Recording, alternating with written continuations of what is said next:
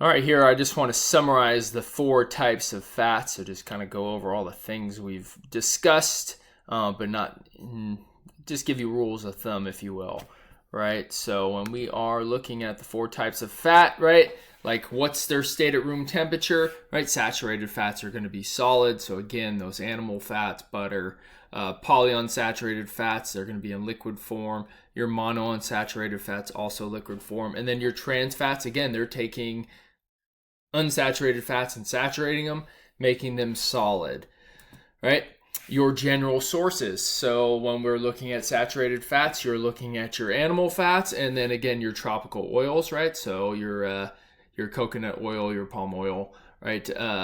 Your polyunsaturated fats are going to be plant-based. Your monounsaturated fats are also going to be plant-based, and then your trans fats are again plant-based, but they've been hydrogenated to make them solid, right? So tough one there. And then their effects on your blood cholesterol. So we've kind of talked about blood cholesterol.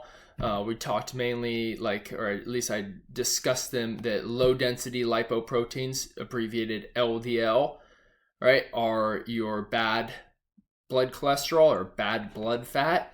Your high density lipoproteins are good blood fat, and they are abbreviated HDL. So when you're eating saturated fats, they increase your total cholesterol and increase your low density lipoproteins. Polyunsaturated fats, they lower your LDL and also lower your HDL. So in byproduct, they lower your total blood cholesterol. So that's good, you know. Monounsaturated fats, they actually lower your LDL and raise your HDL. So if you're picking some fat sources, that'd be the way that you typically want to go, is something that's going to raise the good blood fat and lower your bad blood fat. But again, polyunsaturated fat's totally good. If you have high cholesterol, help boost it, lower the whole thing. And then trans fat and the HDL portion didn't come up here, but they increase your total, right? So increase your total blood cholesterol, increase your LDL, so the bad blood fat, and then they actually decrease your HDL. So they're decreasing what you want, increasing the things you don't want. So again, trans fat, not necessarily the best choice when you're talking about blood cholesterol. And then you want to look at your sources of fat, right? So, or oil sources, right? So when we're talking about saturated oils, right? You're looking at your tropical oils, so your coconut, your palm, and your palm kernel oil.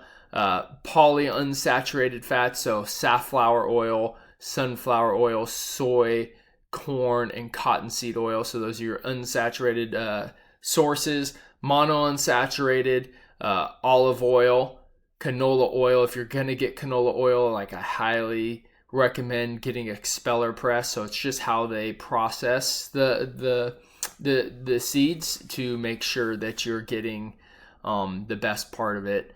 And peanut oil. And then trans fat are any of those oils, right? I guess any of the unsaturated fat oils that they hydrogenate. Okay? And then finally, we are going to rank them out. And no surprise here, when you do your rankings, your saturated fats are the worst for you in terms of what they do to your cholesterol or to your heart health. And I guess that's really how we're trying to evaluate this. It's not necessarily taste, because saturated fats taste fantastic. Polyunsaturated fats, they're going to be your second best, right? Again, they're lowering total cholesterol, lowering LDL, but monounsaturated wins, right? Because it's lowering the bad cholesterol, increasing the good cholesterol. And then trans fats, absolute worst, probably shouldn't even be ranked. It's so bad, and you should avoid it at all costs. So again, just some rules on how to identify fats, things that you're going to want in your everyday life to be able to make good food choices.